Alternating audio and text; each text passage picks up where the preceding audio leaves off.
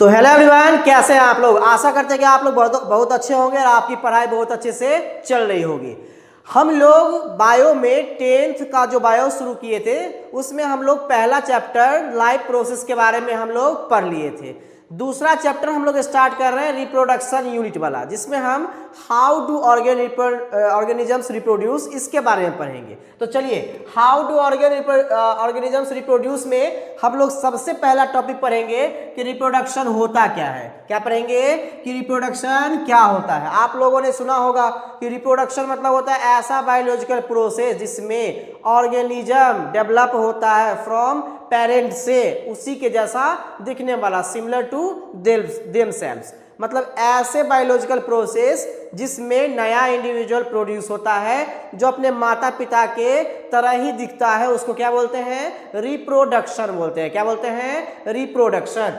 आप लोग सोच रहे होंगे कि यहाँ सर आप बायोलॉजिकल प्रोसेस ऐड नहीं किए हैं। सब जानते हैं कि बायो पढ़ रहे हैं तो बायोलॉजिकल प्रोसेस में ही इंक्लूड हो गया। तो ऐसा प्रोसेस जिसमें लिविंग ऑर्गेनिज्म जो है वो इंडिविजुअल प्रोड्यूस करता है जो उसके जैसा दिखता है, उसको क्या बोलते हैं हम लोग? रिप्रोडक्शन बोलते हैं। अब रिप्रोडक्शन में दो चीज है। पहला चीज है कि सर रिप्रोडक्शन क्यों जरूरी है? बिना रिप्रोडक्शन किए आदमी जिंदा नहीं रह सकता है क्या? तो बिल्कुल रह सकता है। बिना रिप्रोडक्शन किए भी आदमी जिंदा रह सकता है, इसीलिए इसको डिफाइनिंग फीचर नहीं कहा जाता है लिविंग ऑर्गेनिज्म का।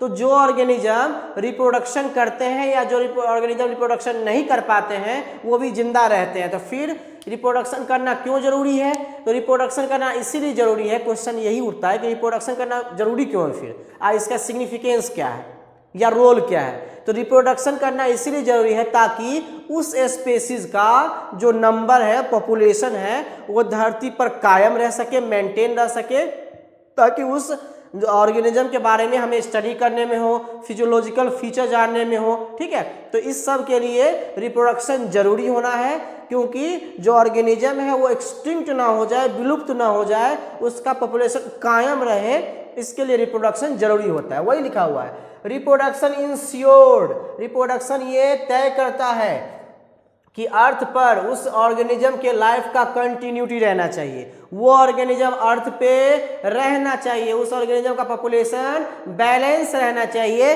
इसके लिए रिप्रोडक्शन जरूरी होता है। तो पहला क्वेश्चन ये, यहां से भी क्वेश्चन उठ सकता है। बताओ कैसा क्वेश्चन पूछ सकता है कि why reproduction is necessary. Why reproduction is necessary. Reproduction क्यों नेसेसरी है भाई?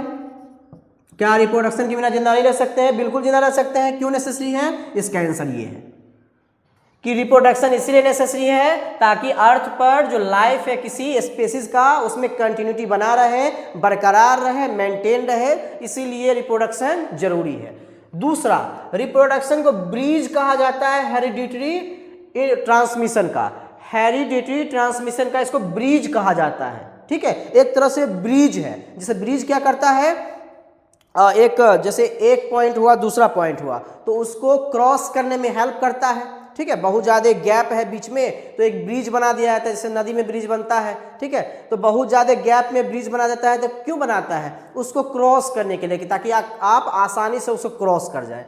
तो रिप्रोडक्शन जो है एक ब्रिज की तरह काम करता है, जो माता पिता से, ध्यान से सुनिएगा, रिप्रोडक्शन एक ब्रिज की तरह काम करता है, एक पुल की तरह काम करता है, जो माता पिता से बच्चे में कैरेक्टर को ट्रांसफर करवाता है। हेरिडिटी नाम का एक चैप्टर ही होता है, आप लोग पढ़ेंगे आगे, इसी 10th क्लास में ही हेरिडिटी एंड इवोल्यूशन करके चैप्टर है। तो इवोल्यूशन तो हटा दिया गया है सिलेबस में से, हेरिडिटी हमारे पास है। तो हेरिडिटी के बारे में ऐसा बोला जाता है कि ये ऐसा फेनोमेनन है जिसमें कैरेक्टर, गुण जो होता है वो माता पिता से बच्चे में आता है। ठीक है, तो उसको हेरिडिटी कहते हैं। तो ये गुण जो माता पिता से बच्चे में आ रहा है वो कैसे आ रहा है? सर रिप्रोडक्शन प्रोसेस से आ रहा है। अगर रिप्रोडक्शन नहीं होगा तो हेरिडिटी ट्रांसमिशन नहीं होगा, कैरेक्टर ट्रांसफर्ड नहीं होगा माता पिता से बच्चे में। तो ये एक ब्रिज की तरह काम करता है। इसके बाद हम पढ़ते हैं रिप्रोडक्शन के कितने टाइप्स होते हैं। तो रिप्रोडक्शन के 2 टाइप्स होते हैं। कितने टाइप्स होते हैं? 2 टाइप्स। ये 5 नंबर में आपका या 3 मार्क्स में क्वेश्चन आता रहता है। ठीक है, 3 मार्क्स में जनरली आता है, 5 नंबर में नहीं आता होगा। 3 मार्क्स में जनरली आता है क्वेश्चन कि एसेक्सुअल रिप्रोडक्शन और सेक्सुअल रिप्रोडक्शन के बीच आप डिफरेंस बताइए। ठीक, तो एसेक्सुअल रिप्रोडक्शन मतलब होता है ऐसा रिप्रोडक्शन जिसमें सिंगल पेरेंट इन्वॉल्व हो। सिंगल पेरेंट से अगर बच्चा आ रहा है, बेबी आ रहा है, ऑफस्प्रिंग जनरेट हो रहा है, ऑफस्प्रिंग प्रोड्यूस हो रहा है, तो ऐसे रिप्रोडक्शन को एसेक्सुअल रिप्रोडक्शन बोलते हैं। और अगर दो पेरेंट के हेल्प से अगर बेबी प्रोड्यूस हो रहा है, ऑफस्प्रिंग प्रोड्यूस हो रहा है, तो उसको सेक्सुअल रिप्रोडक्शन बोलते हैं। बोलो यस और नो। सर समझ में तो आया, क्योंकि हम लोग पहले भी ये पढ़ चुके हैं, 8 क्लास से ही हमको पढ़ाया जाता है, 9 क्लास में भी इसका डिस्कशन है थोड़ा मोड़ा। दूसरा डिफरेंस देखिए, एसेक्सुअल रिप्रोडक्शन में गैमेट का फॉर्मेशन नहीं होता, ये आपके लेवल पे है। जब आप 10th क्वालिफाई 11 12th में जाते हैं तो फिर से आपको रिप्रोडक्शन चैप्टर पढ़ाया जाता है।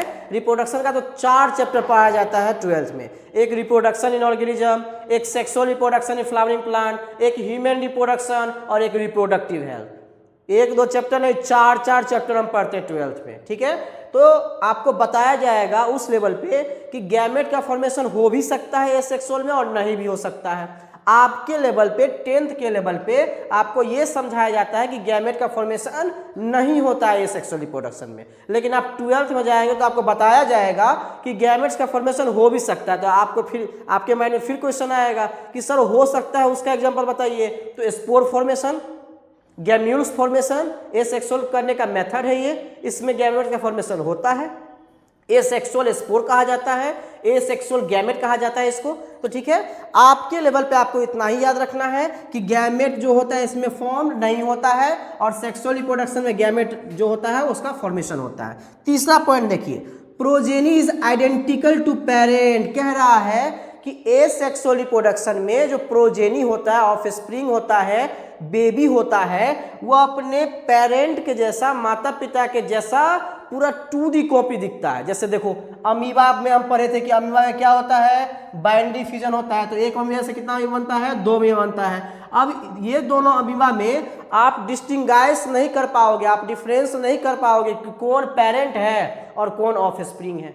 आपको डिस्टिंग्विश करने में बहुत ज़्यादा दिक्कत होगा, क्योंकि पेरेंट से इसका शक्ल बहुत ज़्यादा मिलता है। वहीं अगर आप सेक्सुअल रिप्रोडक्शन की बात करें तो प्रोजेनी जो है, बच्चा जो है इसमें, वो सिर्फ जीन के लेवल पे सेम दिखता है, आपको फिजियोलॉजिकली नहीं दिखेगा, फिजिकली सेम नहीं दिखेगा। कभी सुने हो कि इसका जो बेबी हुआ अपने पापा की तरफ पूरा दिख रहा है, अपने मम्मी की तरफ पूरा दिख रहा है? कभी नहीं सुना होगा।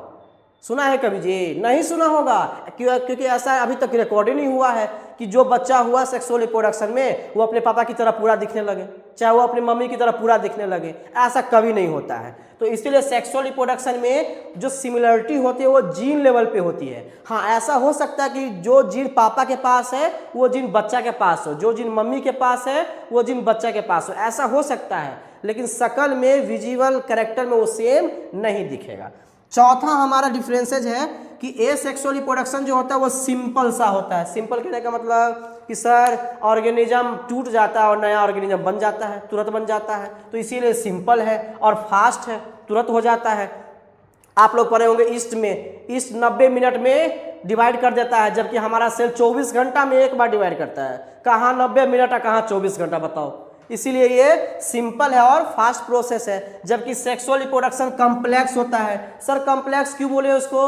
क्योंकि इसमें गैमेटोजेनेसिस होता है, इसमें फर्टिलाइजेशन होता है, गैमेट ट्रांसफर होता है, इसमें पार्चुरेशन का प्रोसेस होता है, बहुत सारा प्रोसेस होता है। ब्लास्टोसिस्ट बनता है, मॉडुला स्टेज होता है, ब्लास्टुला होता है। तो इसमें बहुत सारा स्टेज होता है रिप्रोडक्शन करने का, इसीलिए कॉम्प्लेक्स होता है और स्लो होता है। 9 मंथ्स का पीरियड है यार, 9 मंथ्स मतलब 9 महीना। अब 9 महीना एक बेबी को प्रोड्यूस करने में लगता है, जबकि ईस्ट में देखो 90 मिनट में एगो नया ईस्ट आ जाता है। तो कहाँ 90 मिनट, कहाँ 9 महीना। तो इसका मतलब सेक्सुअल रिप्रोडक्शन में ज़्यादा टाइम लगता है, ज़्यादा आपका जो कॉम्प्लेक्स प्रोसेस होता है, जबकि आपका जो एसेक्सुअल रिप्रोडक्शन होता है वो सिंपल और फास्ट प्रोसेस होता है। चलिए, तो आज के क्लास में हम लोग 2 टॉपिक पर हैं। एक टॉपिक पर है कि रिप्रोडक्शन किसे कहते हैं, और जो सेकेंड टॉपिक था उसमें पर है कि रिप्रोडक्शन कितने टाइप के होते हैं। आइए रिकॉल करते हैं 2 मिनट के अंदर। रिप्रोडक्शन क्या है सर? ऐसा बायोलॉजिकल प्रोसेस है, कैसा? ऐसा बायोलॉजिकल प्रोसेस जिसमें ऑर्गेनिज्म डेवलप होता है जो अपने माता पिता की तरह सिमिलर दिखता है, ठीक है। दूसरा पॉइंट, सर रिप्रोडक्शन करना क्यों जरूरी है, क्या रिप्रोडक्शन नहीं करेंगे तो जिंदा नहीं रहेंगे? बिल्कुल जिंदा रहोगे, खेलोगे कूदोगे सब चीज़ करोगे, लेकिन रिप्रोडक्शन करना इसीलिए जरूरी है क्योंकि स्पेसीज का नंबर, स्पेसीज का पॉपुलेशन मेंटेन रहना चाहिए धरती पर, इसीलिए उस स्पेसीज में रिप्रोडक्शन होना जरूरी है। इसके बाद हम लोग पढ़े रिप्रोडक्शन कितने टाइप का, 2 टाइप्स का, ए सेक्सुअल और सेक्सुअल। ए सेक्सुअल क्या होता है? जिसमें एक पेरेंट नए बच्चे को डिलीवर करता है, जन्म देता है, उसको क्या बोलते हैं? ए सेक्सुअल। और जिसमें 2 पेरेंट इन्वॉल्व है उसको बोलते हैं सेक्सुअल। इसका डिफरेंसेस अगर और देखें तो हम कह सकते हैं कि ये स्लो प्रोसेस होता है सेक्सुअल वाला, और ए सेक्सुअल वाला फास्ट प्रोसेस होता है। ये सिंपल होता है ए सेक्सुअल, और सेक्सुअल कॉम्प्लेक्स होता है। तो यही सब डिफरेंसेस आपको 3 मार्क्स के क्वेश्चन में पूछ सकता है, इसीलिए आप इस डिफरेंसेस को हमेशा याद रखिएगा, इसको भूलिएगा नहीं, क्योंकि क्वेश्चन में आता है 3 नंबर में, तो 3 मार्क्स का रहेगा तो आपको 1 पॉइंट ज़्यादा करके लिखना होता है, क्योंकि 3 मार्क्स का पूछेगा तो तीनों को पॉइंट लिखेंगे तो कोई मतलब बनता नहीं है। 4 पॉइंट्स 1 पॉइंट ज़्यादा करके लिखते हैं तो आपको नंबर मिलता है। ठीक, तो आज के लिए इतना ही। अच्छा लगे video like share and subscribe कीजिए, और इस तरह के वीडियो आपके लिए हम लाते रहेंगे। तब तक के लिए चैनल पर बने रहिए।